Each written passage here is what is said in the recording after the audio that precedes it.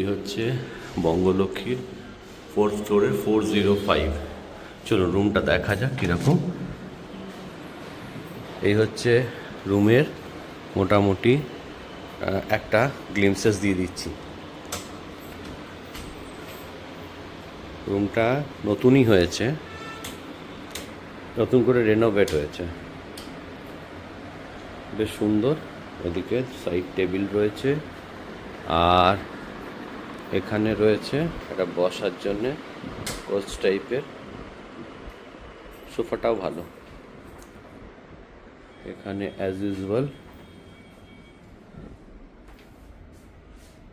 এরা জল দিয়েছেন, আর হ্যাঁ tea coffee maker as usual যা যা থাকে কিটগুলো রয়েছে। মিনি ফ্রিজ, আমি এটা ম্যাজিক জানি। ফ্রিজটা কিন্তু খুললে এটা খালি থাকবে, দেখো এটা আমি বাইরে থেকে দেখে বলে দিতে পারি। হ্যাঁ দেখো, দেখেছো, দেখো মিলিয়ে নাও, সব জায়গাতেই এটা থাকে। আর তা নাহলে থাকে চার্জেবল, তো চার্জেবল থাকাচ্ছে, এটা থাকা ভালো। চলো, এটা হচ্ছে ওয়াশরুম। ওয়াশরুমটা খুব বড় বলবো না, বাট কিন্তু খুব নিট অ্যান্ড ক্লিন, পরিষ্কার পরিচ্ছন্ন, সুন্দর। ওয়েস্টার্ন টয়লেট রয়েছে, গিজার রয়েছে, এছাড়া যা যা অ্যামিনিটিসগুলো লাগার সেগুলো সবই রয়েছে, নট ব্যাড। আচ্ছা, টিভি রয়েছে, যেটার ব্যবহার আমাদের খুবই কম হয়।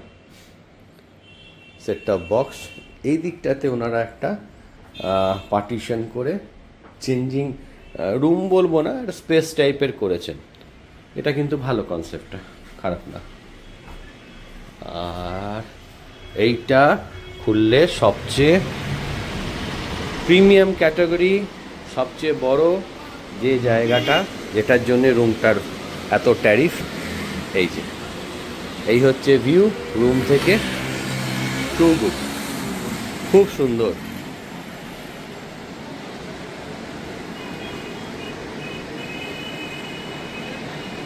এই দেখুন, খুব সুন্দর ভিউ, দারুণ। এটা কিন্তু হোটেল বঙ্গলক্ষ্মীর একটা বৈশিষ্ট্য, মোটামুটি সব রুম থেকে দেখা যায়। আর এইগুলো একটু সুপার ডিলাক্স টাইপের রুমগুলো নতুন হয়েছে, এটাও কিন্তু খুব সুন্দর, বেশ একটা কোজি একটা ফিল আছে রুমটার মধ্যে। কালার থেকে, রুম ডেকর থেকে শুরু করে সব কিছু ভালো না? ওদের বলছিল this 405 is the best room of them, এবং আমারও মনে হয় তাই। সত্যিই খুব ভালো রুম, খুব সুন্দর রুমটা। তো চলুন, এই এত সুন্দর রুম, এবার এইটাকে নষ্ট করার কাজে লেগে পড়ি। এই কদিনের পর যাওয়ার সময় দেখালে বুঝবেন কিরকম অবস্থা হয়। এনিওয়ে চলুন, থ্যাঙ্কস।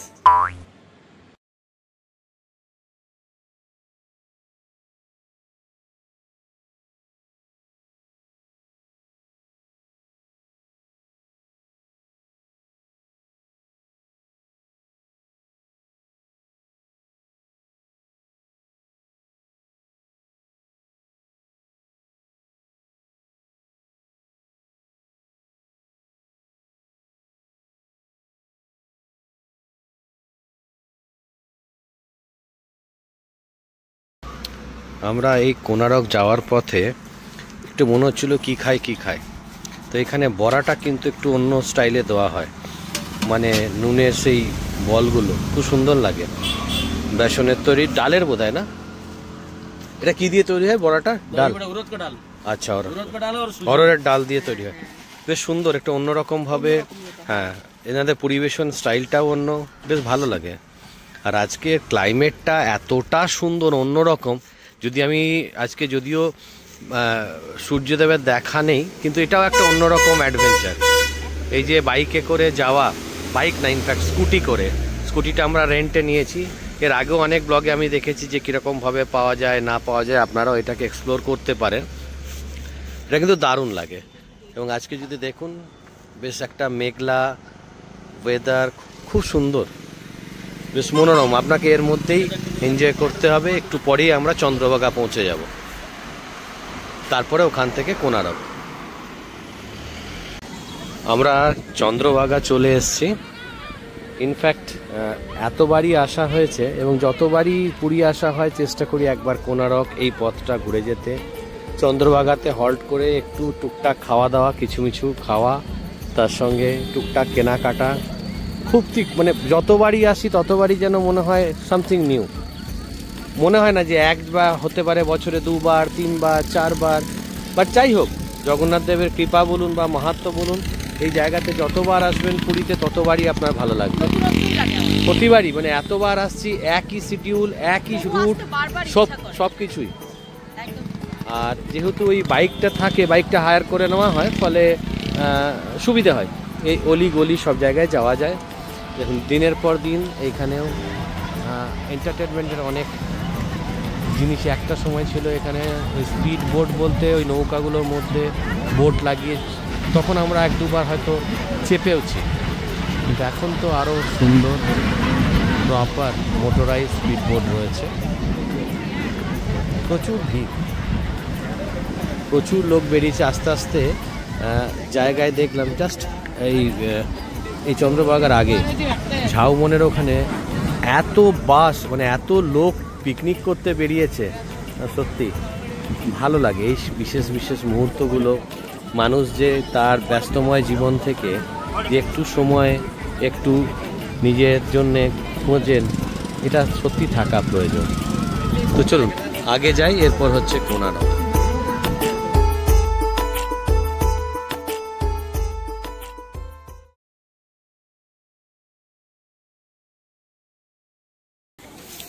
তো আমরা পৌঁছে গেলাম সেই 24টা চাকা আর 7টা ঘোড়ার দ্বারা সেই রথের আকারে তৈরি আমাদের কোনারক টেম্পল। বহুবার এসছি। প্রতিটা মানুষ যারা পুরী আসে, এরকম খুব কম মানুষই হয় যারা কোনারক আসেন না। মানুষ কোনারকে আসবেন এবং দেখবেন একটা মিল হচ্ছে যে তারা কোনারকের ওই যে হুইলটা থাকে, যে 24টা যে হুইল, সেই হুইলের সামনে দাঁড়িয়ে ছবি তোলা। এটা একটা অদ্ভুত জিনিস। দেখবেন কোনারকে এলেই যেন মনে হয় যে ছবি খুব ভালো আসছে। এই বলতে বলতেই অলরেডি পজিশনে দাঁড়িয়ে গেছে, একটু পজ করে যাই হোক নিয়ে নিই পিকচারটা। এই কোনারকের সূর্য টেম্পল, এখানে তো আর কোনো আরাধনা হয় না, আর পুরোটাই হচ্ছে একটা রথের আদলে তৈরি। আর চলুন আস্তে আস্তে এগোই। এই চাকারও কিন্তু একটা মাহাত্ম্য। এই চাকাটা অ্যাকচুয়ালি এটা সূর্যর টেম্পল, সূর্যের প্রহর থেকে এখানে ঘড়ি, প্রতিটা চাকা কিন্তু এখানে সময় বলে দেয়। তো সেটারও একটা পদ্ধতি। ভাবা যায় যে সেই যুগে এরকমভাবে সূর্যের দ্বারা প্রহর। তো চলুন আমরা যাই, আমি আরেকটু চেষ্টা করছি এটাকে বর্ণনা করার। ওপরে এই যে ASI archaeological survey of India, তারাই এই মন্দিরটা পুরোটাই প্রযত্নে রয়েছেন, চেষ্টা করছেন যতটা ধরে রাখা যায়। অ্যাকচুয়ালি মাঝখানটাতে আজ থেকে প্রায় 20-22 বছর আগের পজিশনটা খুব খারাপ হয়েছিল। ইভেন আমরা যদিও খুবই মানে ফ্রিকোয়েন্ট ট্রাভেলার, তবে দেখছি যে আর কিন্তু ডিটোরিয়েট করেনি। তো এএসআই এই দিক দিয়ে মানে গভর্নমেন্ট অফ ইন্ডিয়া কিন্তু এই যে হেরিটেজ টেম্পলটার কিন্তু যথেষ্ট পরিমাণে চেষ্টা করেছেন রক্ষণাবেক্ষণ, এবং যেটুকু আছে সেইটুকু যাতে ফার্দার ডিটোরেট না করে তার একটা প্রচেষ্টা। দেখছেন কত লোক এসছেন, কত লোক এসছে, খালি দেখুন ভর্তি ভর্তি। খুব সুন্দর পরিবেশ, আমেজ, খুব ভালো লাগছে। চারিদিকের গার্ডেনটাও কিন্তু খুব ওয়েল মেনটেন্ড। এটা আমি দেখেছি যখনই এসছি, যে কোনো সময় এসছি, আমি সবসময় পেয়েছি যে মানে it is being maintained really well, খুব সুন্দর।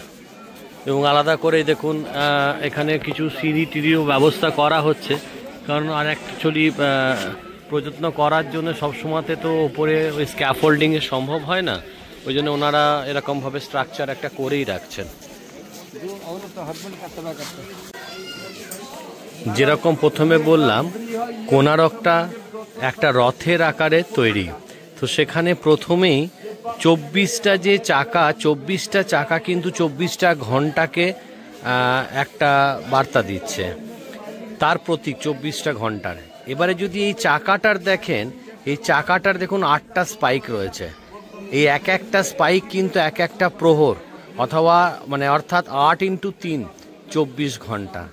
তো এইখান থেকে কিন্তু মানে সেই যুগে ভাবনা চিন্তা বা সেই যুগে সেই যুক্তি ছিল যে সূর্যের রশ্মির দ্বারা, সূর্যের আলোর থেকে এই যে প্রতিবিম্ব সৃষ্টি হতো, এইগুলো প্রতিটা কিন্তু এক একটা করে ঘড়ি, সেই দিকে সেই সময়তে সময় নির্ধারণ করার জন্য।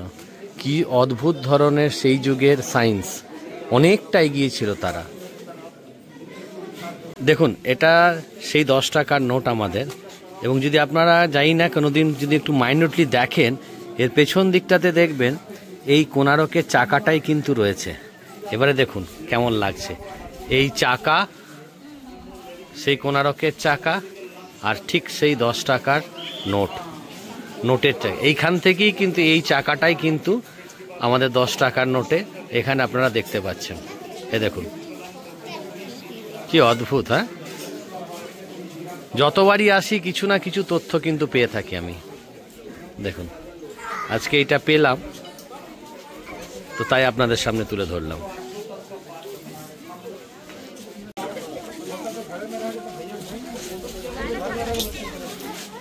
অদ্ভুত কৃষ্টি। আজ কতশো বছর আগেকার ঘটনা, সেইগুলো আমরা আজকে তার ধারক ও বাহক। কি অনন্য সেই শিল্প কারুকার্য।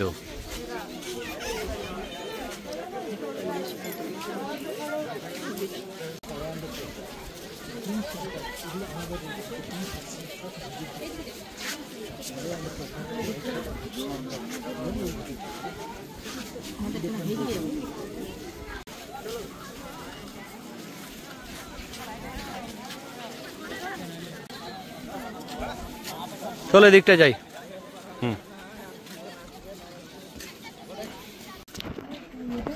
এটা হচ্ছে সূর্যদেবের যে তার পত্নী, এটা আগে 90 মিটার ছিল, এটা লাস্ট এইটুকু রয়ে গেছে এ সাইজটা।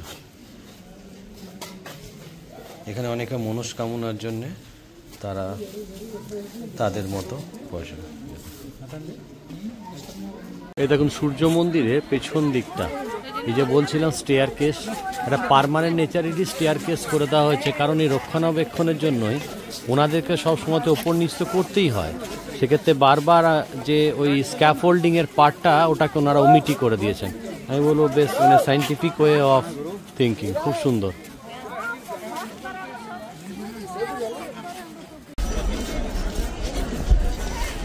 কি সুন্দর দেখুন, একটা মানুষের ছোট বাচ্চাকে বাঁচিয়ে পরে হাতিটা নিয়ে যাচ্ছে। কি অপূর্ব চিন্তাধারা সেই যুগেও। হ্যাঁ, ইনফ্যাক্ট সেই যুগে হয়তো চিন্তাধারা আমাদের আজকের চিন্তাধারা থেকে কিছুটা হলেও এগিয়ে ছিল, আরও ভালো ছিল, এত হিংসাত্মক পরিবেশ ছিল না।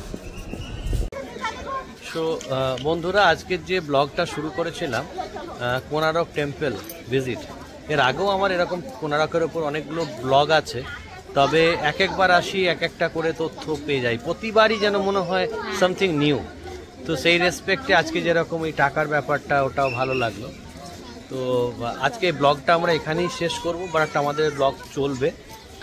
পুরী তো আমরা আসতেই থাকি, এবং যতবারই আসি কিছু না কিছু চেষ্টা করি আপনাদের সঙ্গে শেয়ার করার জন্য, because you all are our extended families. একটা জিনিস আমি জাস্ট রিকোয়েস্ট করব, আপনারা প্রচুর লোক দেখতে পাচ্ছি, ভিউজ রয়েছে, হয়তো তারা ঠিকমতো সাবস্ক্রাইব করতে হয়তো ভুলে গেছেন।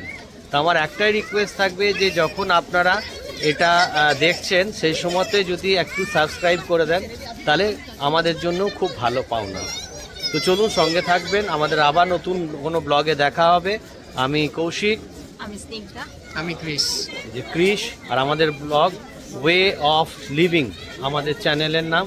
তো please subscribe and stay tuned.